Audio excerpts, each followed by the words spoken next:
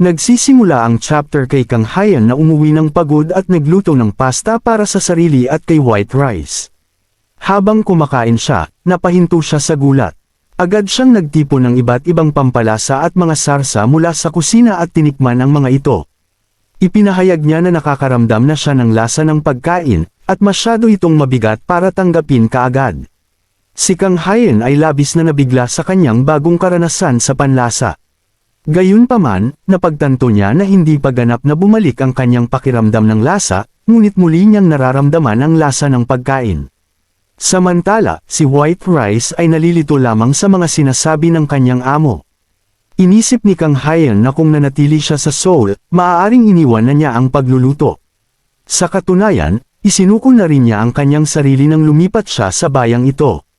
Ngunit ngayon na bumalik na ang pinakamahalagang bagay sa kanyang buhay, napaluhod siya sa bigat ng mga masayang damdaming hindi niya makontrol sa kanyang puso.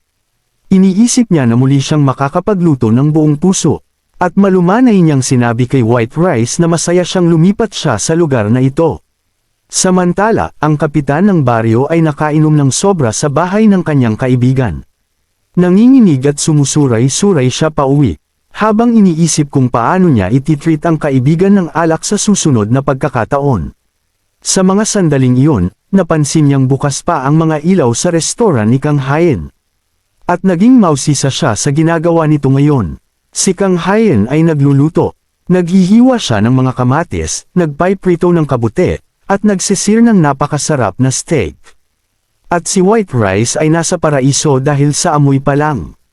May iba pang mga sangkap tulad ng sariwang wine at mga ubas na lila, na ginagamit ni Kang Hyan para gumawa ng sarsa. Pagkatapos ay inihain na niya ang isang putahe na dating bahagi ng kanyang signature menu. Ang pagkain ay mukhang talagang nakakatakam at nakakagutom. At napagpasyahan ni Kang Hyan na tikman ito upang malaman kung ano ang lasa. Napansin niyang natitikman niya ng maayos ang asim o alat ng putahe. Ngunit hindi pa niya malasahan ang linamnam o umamin nito. Hinubad niya ang kanyang sombrero at sinabi na ito ay simula pa lamang. Bigla, tumahol si White Rice mula sa likuran. Sinabi sa kanya ng kumikislap na mga mata at wagayway ng buntot na talagang nagustuhan nito ang pagkain. Masaya si Kang Hyan na kahit papaano ay may nakaka-appreciate ng lasa ng pagkain. Kaya't nagpasya siyang bigyan si White Rice ng kaunting asin. Naghanda siya ng ilang mga putahe na ginamit niya upang manalo sa mga kompetisyon sa pagluluto. At nagluto, kumain, at nag-enjoy sila buong magdamag. Kinabukasan, may kumatok ng malakas sa pintuan ni Kang Hyan. Pumunta siya sa pinto na mukhang haggard. Nagpuyat siya buong gabi kakaluto. At hindi rin maganda ang kanyang sikmura dahil sa iba't ibang pagkain kinain niya. Hiniling niya sa bisita na huwag masyadong maingay. Ngunit ang bisita ay ang kapitan ng baryo at siya'y nagmamadali. Sinigawan siya ng kapitan, sinasabing kailangan niya sumama agad. Nalito si Kang Hyan at tinanong siya kung ano ang ibig niyang sabihin. Sinabi niya sa kapitan ng baryo na pagod siya ngayon. Kaya bumalik na lang siya mamaya. Ngunit sinabi ng matanda na wala silang oras. At sinimulan siyang itulak papasok sa van nito. Dumating din si White Rice na mukhang antok pa. At pinanood lang ang matanda na sinisiksik ang amo niya sa van at umalis. Pagkarating nila sa ospital ng baryo, sinabi ng kapitan kay Kang Hyan na nangganganak na si Sujin. Nagmamadali silang tumakbo papuntang ospital matapos ay parada ang van. At habang tumatakbo sinabi ng kapitan na nagpunta rin siya dito, sa kabila ng hangover mula kagabi. Pagdating nila sa delivery room, nakita nilang maraming tao ang nagtipon sa labas ng pinto. Ang mga matandang babae ay pinalibutan si Minho. At inusisa siya ng maraming tanong. Tinanong nila kung ano ang kalagayan ng asawa niya at kung ipinanganak na ang sanggol. Mas lalo nang nagiging tense si Minho. At hindi niya masagot ang kahit isa sa mga tanong nila. Napansin ni Kang Hyan ang mga ekspresyon nito at inisip niyang kailangan niya ng tulong. Biglang dumating si Lola Park. At malakas na sumigaw sa lahat. Tinanong kung parang palengke ba ito, na nagtipon sila rito, para magtsismisan. Sinabi niya na istorbo sila sa mga empleyado. At pinaalis sila, takot ang lahat sa kanya. Pati na rin ang kapitan ng baryo na sumang-ayon na tama si Lola Park. Sinabi niya na hindi mabuti ang sobrang dami ng tao rito. Kaya dapat na silang umuwi. Pagkatapos ay masayang sinabi ng kapitan na siya ang magbabantay bilang kapitan ng baryo at aasikasuhin ang mga bagay-bagay. Ngunit may ibang plano si Lola Park. Hinawakan siya sa balikat, at sinabing sasama rin siya. Sinubukan niyang magprotesta na siya ang kapitan ng baryo. Ngunit hinayla lang siya ng matanda. Si Kang Hayan na lang ang natira at inisip niya na magiging mas komportable si Minho kung wala ang maraming tao. Ngunit sinabi ni Lola Park na manatili siya doon. Nalito si Kang Hayan, kaya sinabi niya na manatili siya sa tabi ni Minho dahil kaibigan niya ito. Sigaw naman ng kapitan ng baryo na siya ang kainuman ni Minho ngunit hinayla siya paalis. Nanatiling tulala si Kang Hayan at umupo siya sa tabi ng nerbyosong si Minho at inisip na napaka-awkward ng kanilang sitwasyon. Iniisip niyang mas mabuti kung ang kapitan ng baryo na lang ang naiwan at hindi siya. Wala pa siyang karanasan sa ganitong sitwasyon. Hindi niya alam kung ano ang sasabihin. Sinubukan niyang mag-isip ng kahit ano, ngunit biglang nagpasalamat si Minho sa kanya sa pananatili. Nagulat si Kang Hayan sa kanyang mga salita at sinabing wala naman ito. Dahil nakaupo lang siya sa tabi, sinabi ni Minho na ang pag-upo niya roon ay higit pa sa sapat para sa kanya. Sinabi niyang sa ngayon masaya siya ngunit sobrang nag-aalala.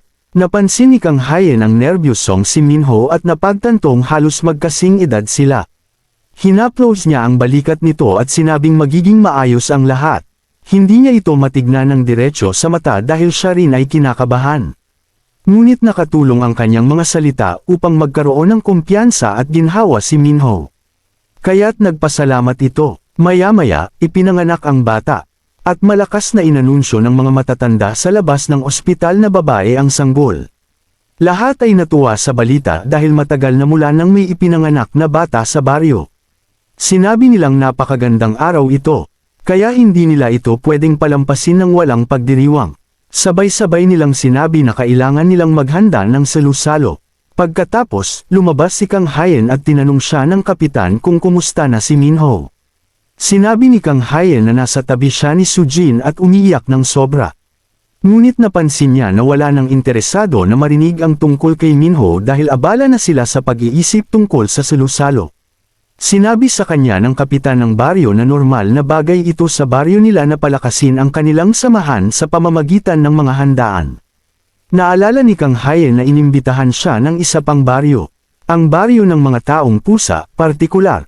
Tinanong niya ang kapitan ng baryo kung ano ang dapat niyang dalhin bilang regalo. Ngunit nagalit ito nang marinig ang tanong.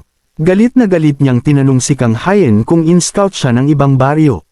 Handa siya para sa isang war laban sa sinumang baryo na nagtangkang agawin ang isang binata na wala pang 40 taong gulang mula sa kanilang baryo. Pero, pagkatapos malaman na ito ay isang paanyaya lamang, medyo nadismaya ang pinuno ng baryo dahil tila hinahanap niya ang karahasan. Sinabi niya kay Kang Hayan na kung bibisita siya sa isang baryo, dapat siyang magdala ng alak o isang lokal na espesyalidad. Naisip ni Kang Hayan na magandang ideya ang magdala ng lokal na espesyalidad at tinanong niya ang pinuno kung mayroon silang espesyal na produkto na ginagawa ng kanilang baryo. Ang tanging maisagot ng pinuno ay Korean beef, ngunit sinabi ni Kang Hayan na hindi iyon ang espesyalidad ng kanilang baryo dahil alam niya kung aling mga rehiyon ang kilala sa kanilang karne. Sa huli, naisip niyang sapat na ang alak bilang regalo. Kaya pumunta siya sa pantasyang mundo at inilabas ang sungay na ibinigay sa kanya ng Grey Cat Man. Medyo kinakabahan siya bago ito hipan, ngunit nagdesisyon pa rin siyang gawin ito. Ang tunog ng sungay ay umalingaw sa buong kagubatan, at narinig ito ng lahat ng uri ng nilalang. Napagod si Kang Hayan sa pag-ihip nito, at nagtanong kung mahahanap ba siya ng Grey Cat Man gamit ito. Kaagad na nasagot ang kanyang tanong nang biglang lumitaw ang Grey Cat Man, at si Mona ay nasa likod nito, kumakaway kay Kang Hayan. Tinanong siya ng Grey Cat Man kung handa na siya, at kaagad siyang binuhat, sinabing kailangan nilang umalis kaagad. Nabigla si Kang Hayan sa kakaibang paraan ng transportasyon at sumigaw siya sa pusa na hintayin siya at ibaba muna.